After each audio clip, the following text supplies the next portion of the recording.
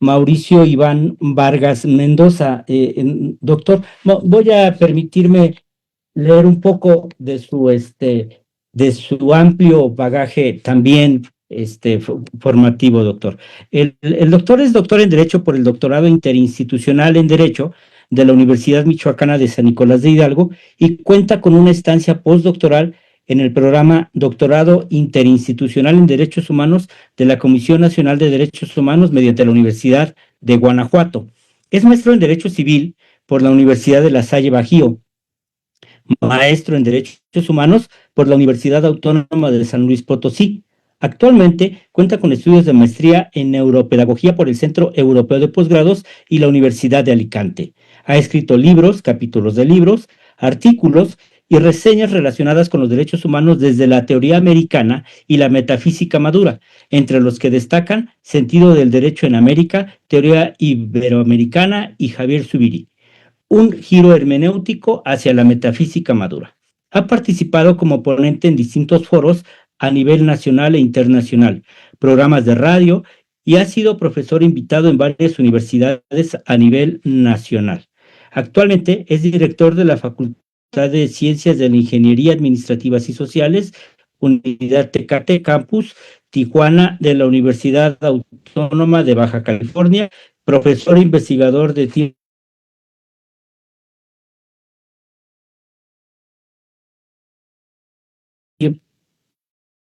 completo nivel B, neurociencia y derecho, así como líder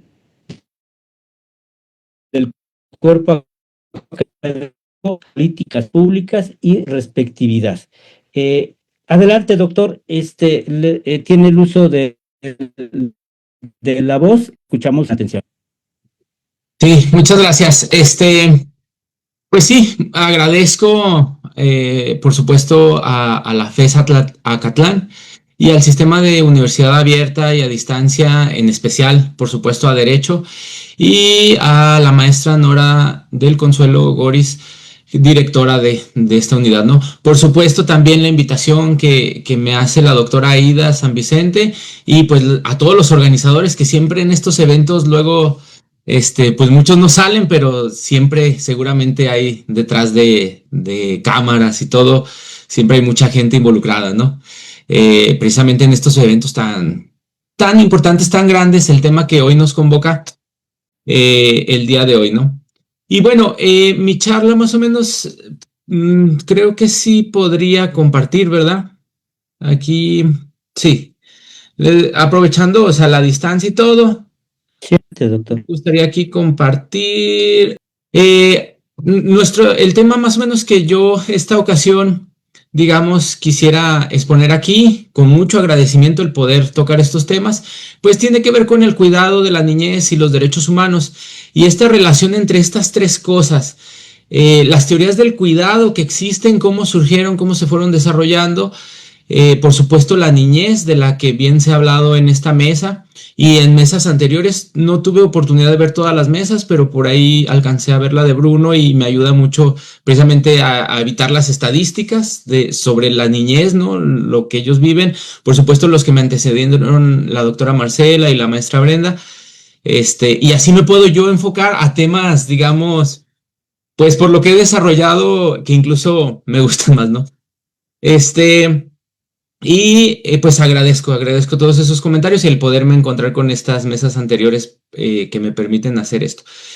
Y entonces, en ese sentido, yo tengo estos tres temas como principales y buscando la relación, esto, como les mencionaba, entre las teorías del cuidado, la ética del cuidado, la ética de lo real, que ahorita lo vamos a ver un poco. Es un escrito que yo hice hace un par de años, varios años, ya 10 años, y luego se convirtió en libro y me gustaría relacionarlo entre la ética del cuidado y estas cosas a las que llegué durante la maestría en Derechos Humanos y poner un ejemplo de esta parte del trauma complejo, porque es algo que, por ejemplo, en México de entrada no tenemos estadísticas, pero en otros países aproximadamente entre el 2-3% de los adultos se han dado cuenta que lo tienen y hay otro porcentaje que no se da cuenta, ¿no? Y que tiene mucho que ver con la falta de cuidado y esto que mencionaba Bruno el día de ayer, me parece, sobre que sí ya tenemos la legislación de la cual nos habló la doctora Marcela,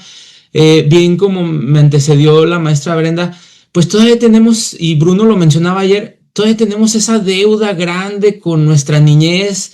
Él mencionaba el gobierno, pero yo creo que es una deuda que tenemos todas y todos, y que se tiene que impulsar de manera compleja porque a su vez es un problema muy complejo como pues todos los problemas sociales que nos atañan ahorita en esta revolución tecnológica que nos encontramos y los cambios que estamos viviendo, ¿no? Entonces, por eso traigo ahí esa parte del trauma complejo. El derecho actual, más o menos a grandes rasgos, ya Marcela abordó varios temas, entonces esta parte me voy a ir muy rápido. Y la importancia del cuidado de la niñez mediante la formación de lo que llamaríamos o podríamos llamar la cultura del cuidado desde una ética de lo real o desde buscar abordar estas cosas desde lo real. Y bueno, si nos vamos un poco a la historia de estas teorías del cuidado, pues surgen un poco de esta profesión tan noble como lo es la enfermería.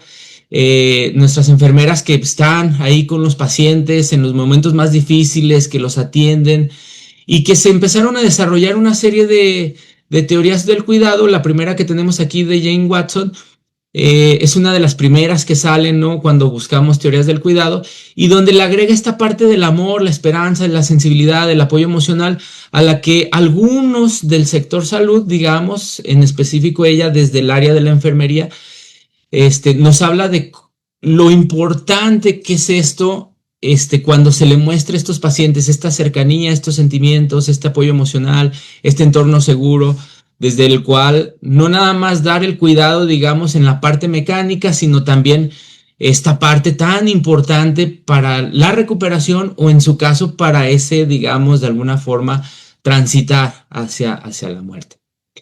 Después tenemos otros autores sobre el cuidado transcultural.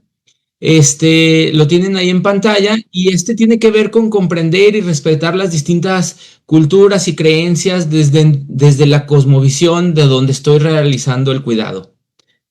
Y posteriormente tenemos estas teorías del autocuidado, cuando nos hace falta ahí o tenemos que buscar autocuidarnos a nosotros mismos, la tarea profesional y favorecer el autocuidado.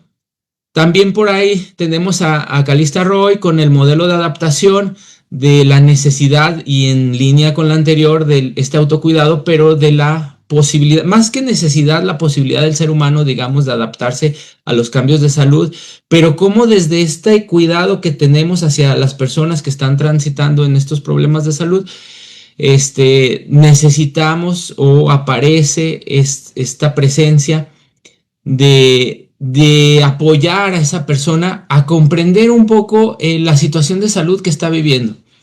Y por último, dentro de estas teorías que mencionaré a grandes rasgos, está la teoría de las relaciones interpersonales, de esta relación terapéutica, ¿no?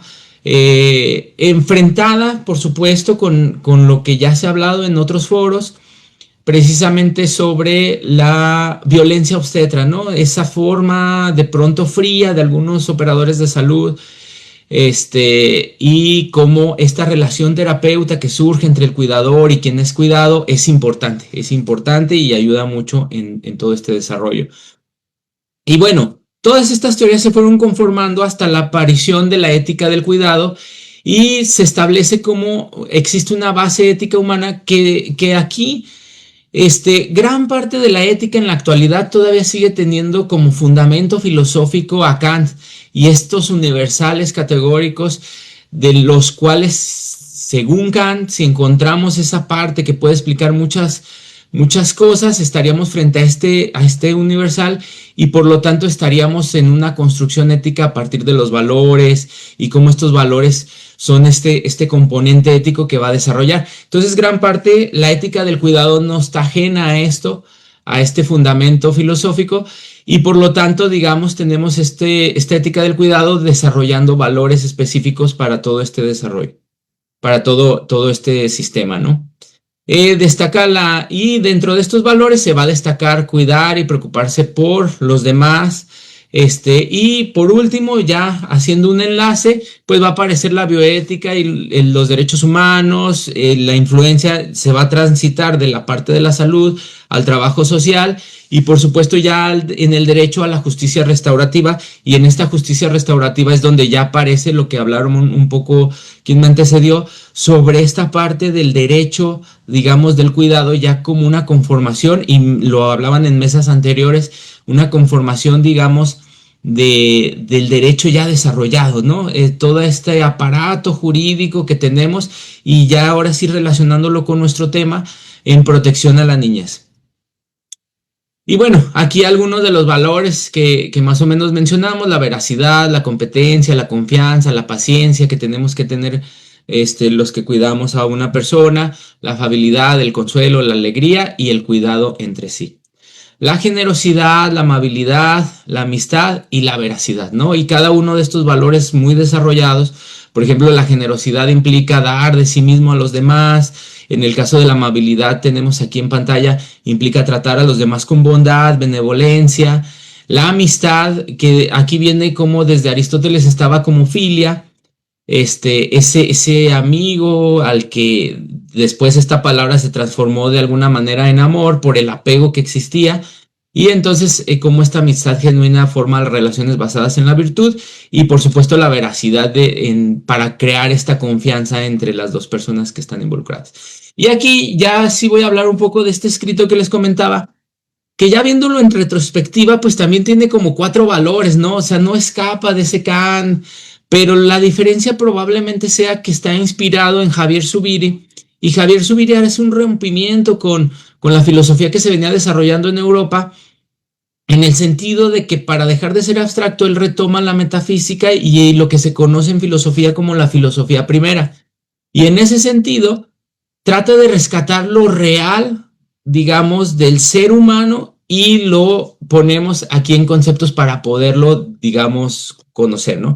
La autopoiesis, surgida de un libro de Humberto Maturana y Francisco Varela, que nos habla de esa posibilidad del ser humano de autoprotegerse, autodesarrollarse, autorreproducir sus necesidades, su vida, el poderla desarrollar de forma libre, ¿no?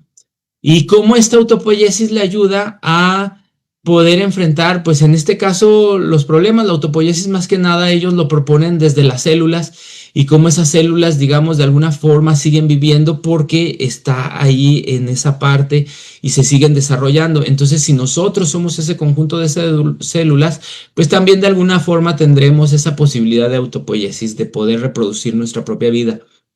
Después tenemos la simbiosis tomada de Lynn Margulis, que ella propone también desde la biología la idea de que todos los sistemas son simbióticos y todos los sistemas interactúan entre sí a pesar de existir diferencias, y con esto los sistemas se desarrollan, digamos, de tal forma a pesar de ser distintas especies. Ella, por ejemplo, para comprenderlo de forma más sencilla, nos dice: miren a la cochera, miren al jardín, y si observan con detenimiento, casi siempre pasamos de corrido porque nuestro cerebro está pensando en cosas que nos interesan y entonces va borrando otras cosas. Pero si nos detenemos un momento a observar una cochera, un jardín, podremos ver cómo varias especies muy distintas conviven entre sí: plantas, insectos, animales, ¿no? Entonces conviven entre sí. Entonces, la simbiosis en esta ética de lo real lo que busca es esa relación entre el ser humano para ser simbiótico con la naturaleza.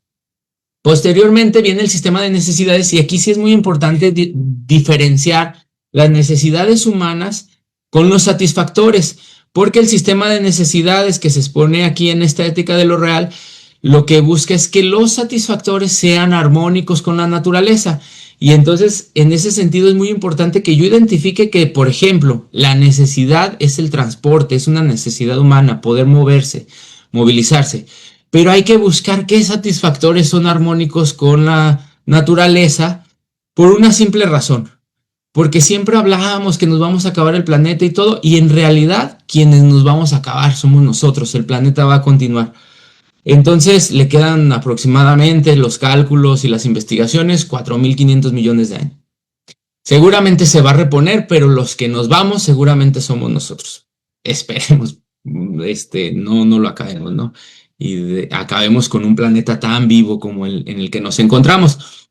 Pero por eso es importante encontrar cuáles son las necesidades y cuáles son los satisfactores. Esto es un poquito de subir algunas de sus obras, me las voy a brincar por el tiempo. Y entonces ahora sí, vamos relacionándolo con un tema y nada más un, nada más elegí un tema de los posibles que puede generar la falta de cuidado en la niñez.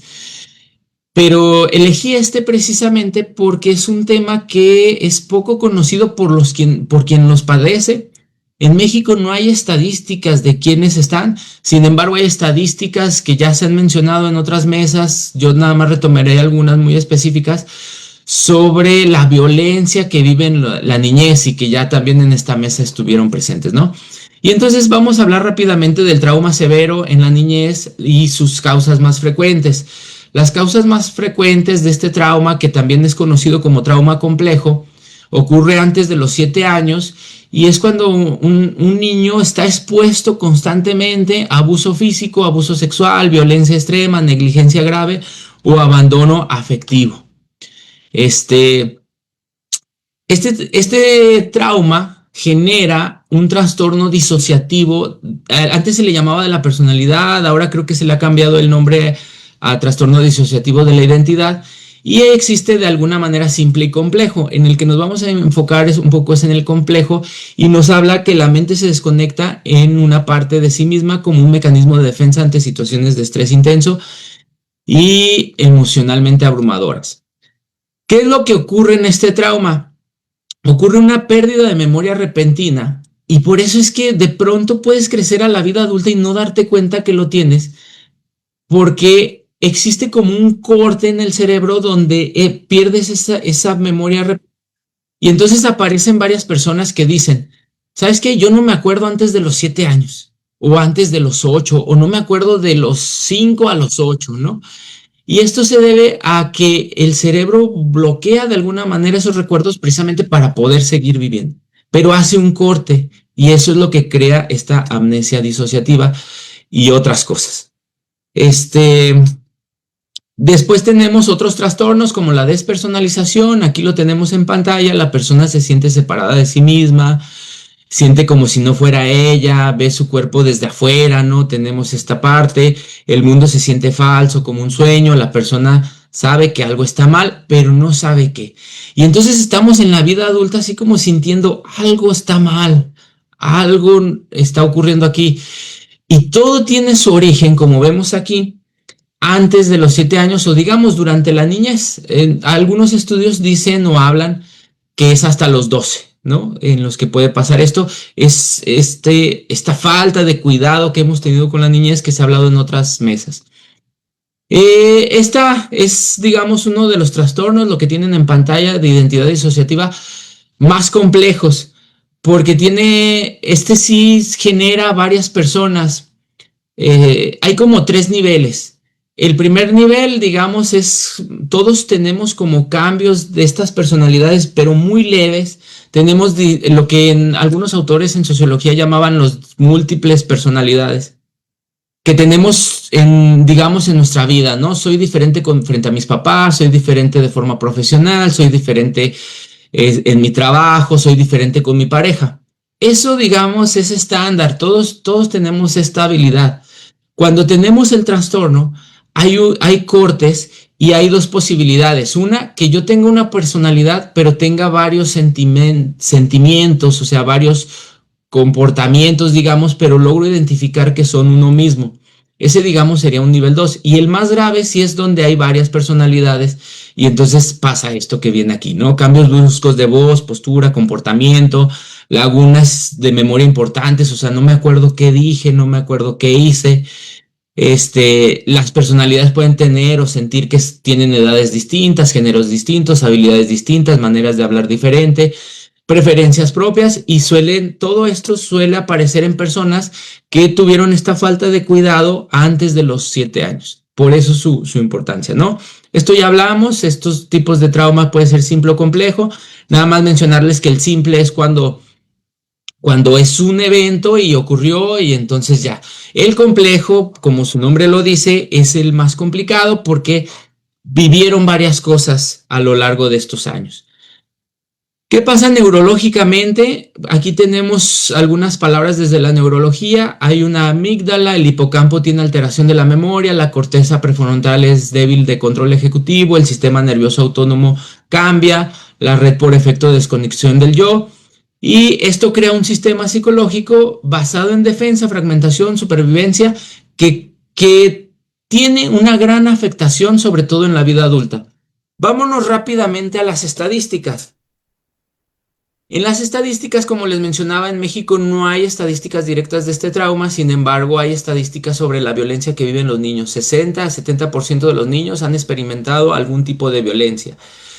México es uno de los países más violentos, lo sabemos, lo vemos en la calle, pero la niñez, digamos, lo vive de esta manera, ¿no? O sea, la cuestión con la niñez es precisamente su condición, digamos, en ese momento de la vida donde necesitamos un poco más de cuidados y entonces digamos que hay cierta corresponsabilidad de toda la sociedad, todos los sectores sociales en cuanto a la niñez. Y como decía Bruno en las mesas pasadas, pues es una gran deuda que todavía tenemos.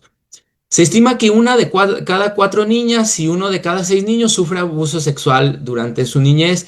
Existe negligencia y maltratos. Aquí tenemos las estadísticas, digamos, en la pantalla, ¿no? Al menos 11% de los adultos han desarrollado algunos trastornos, digamos, que aparecen ahí. Y existe una presencia alta de violencia infantil. En Estados Unidos sí hay estadísticas de este trauma como adulto que se han dado cuenta que lo tienen y es entre el 1 y 3%. Me voy a ir un poco más rápido por la cuestión del tiempo. En la mayoría de los países que sí tienen estadísticas manejan entre ese 2 y 3% de la población adulta, pero por los estudios se espera que sea este grado mayor, porque muchos de los adultos no se dan cuenta que lo tienen. En Canadá tenemos del 1 al 3%, 12% de la población psiquiátrica tiene este trauma. Los datos están ahí, ¿no? 32 reporta abuso físico, 22 abuso infantil. Australia, los datos 2,6%. Es decir, 3 de cada 100, ahí están. ¿Qué es lo que pasa? Esto afortunadamente me lo puedo brincar un poco más, porque ya se ha hablado en otras mesas, esta parte de la justicia, ¿no? Cómo se desarrolla el cuidado, cómo no alcanza precisamente que ya lo tengamos en legislación desarrollado, la justicia con ese antecedente de igualdad desde mucho tiempo, del Mishpat y la proporcionalidad, que tiene que ver con la equidad que tendríamos que tener a partir del Mishpat en cuanto a la niñez, por esta diferencia del poder de entrada físico, ¿no? Tenemos más fuerza que los niños, más conocimiento, digamos, por la época en la que vivimos, que nosotros ya pasamos esa etapa. Entonces, por lo tanto, es nuestra corresponsabilidad esta parte del cuidado. Mucho tiene que ver con el otro, la niñez, algo de lo que se hablaba en la charla anterior, esta parte de que seguimos reproduciendo los géneros, pero lo seguimos haciendo como sociedad. Les cuento rápidamente, yo tengo 3 hijos, de los cuales 2 son pequeños, y yo y mi esposa nos preguntamos, bueno, ¿y por qué están tan estereotipados si nosotros nunca o creemos que nunca les hemos puesto estos límites y eso? Pues la sociedad en todas partes, en las caricaturas, en las películas, en la escuela, en todas partes les genera esos estereotipos, ¿no? De los que bien hablaban en la conferencia pasada. ¿Qué es lo bueno? Lo bueno es que tenemos y la parte de nuestro cerebro tiene plasticidad neuronal. Podemos aprender y desarrollar esto de lo que hablábamos al principio, de una cultura del cuidado para la niñez. Porque no basta con la construcción jurídica, no basta con todos los mecanismos de protección. Si la cultura, digamos, a nivel social todavía no lo ve como algo que se tenga que defender, si todavía estamos en un tránsito de entender que los golpes, que la violencia que se vive y dejemos cosas peores, ¿no? Como el abuso sexual, no está, digamos, impregnado a nivel social y después desarrollarlo y impregnarlo a nivel cultural, ¿no? Nuestro sistema nervioso y de cada persona se conforma de genética. Hay algunos autores en la ciencia que se han atrevido a decir que tímidamente, pero cada vez más, que es posible pasar o transmitir recuerdos anteriores a través de la genética y del ADN. No se han atrevido porque se supone que estos recuerdos se encuentran en nuestras neuronas. Sin embargo, hay ciertas personalidades en los recién nacidos y hay varios experimentos que se han hecho donde bloquean ciertas partes de la genética en el ADN y entonces ya el instrumento principal donde yo lo vi es una investigación acá en California donde unos caracoles no transmitían si les apagaba cierta parte del ADN, ¿no? Si los dejas, entonces transmitían ciertos, no podemos decir como recuerdos, pero digamos que podían hacer una actividad para la cual estaban entrenados de donde sacaron su ADN. Entonces, hay indicios que pudiera ser que aunque no los tengamos presentes, hay ciertas cosas ahí en la personalidad que se pueden pasar genéticamente. Los factores del entorno, por supuesto, y los factores biológicos y químicos. Y en los factores del entorno, pues es donde estaría la influencia del cuidado como tal, de una ética del cuidado, de una cultura del cuidado en nuestra sociedad, para ir transitando a cambios, digamos, transgeneracionales. Es algo difícil, es algo complicado, pero buscarlo la mayor parte de personas, ¿no? Eh, y bueno, aquí me voy a brincar muy rápidamente algunas declaraciones que tenemos ya en el marco jurídico internacional. Ya Marcela nos habló de algunas legislaciones. Ahí tenemos ya, digamos, un aparato más o menos robusto, pero precisamente nos está faltando, y ya con eso iría cerrando, nos está faltando la parte de desarrollar este cuidado, esta cultura del cuidado paso a paso. Y simplemente cerrar con una reflexión. Esta violencia que se está viviendo en México tiene que ver con muchos factores complejos y desgraciadamente está impregnando o impactando a nuestra niñez.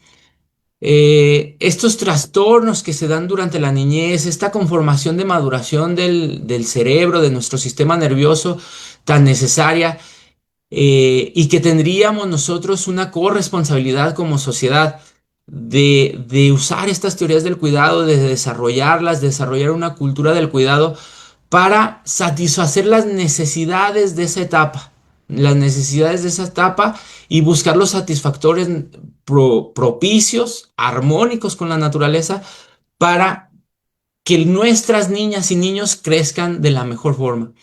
Habemos muchos adultos enfermos por ahí en la ciudad y gran parte tiene que ver con esta falta de cuidado que hemos tenido con nuestra niñez, con este desarrollo histórico de violencia que hemos vivido en los últimos años y que parece ser que se está incrementando. Pero hace muchos años, en el 2015, yo estaba en Ecuador en un mercadito de Quito hablando con un profesor y yo me preguntaba lo que nos preguntan en muchos foros. ¿Por qué seguir hablando aquí de cultura de paz, de derechos humanos, de teorías del cuidado, si seguimos viendo todas esas afectaciones en la sociedad? Y un profesor al que estimo mucho me contestó algo que me quedó grabado para siempre. Efectivamente, la sociedad estamos viviendo un momento muy complicado, muy complejo. Estábamos hablando allá de 2015, creo que cada vez se hace más complejo, pero yo he elegido como persona estar de este lado. Y entonces, ojalá y cada vez más personas elijan esto y logremos todos en conjunto desarrollar una cultura del cuidado más allá de la legislación y más allá, digamos, de muchos conceptos, que logremos desarrollar una cultura del cuidado para proteger a nuestra niñez. Y así, aunque no lo veamos, estar de este lado que propusimos y durante nuestra corta existencia logramos influir algo en las futuras generaciones y ojalá y no nos acabemos el planeta. Muchas gracias, con eso terminaría.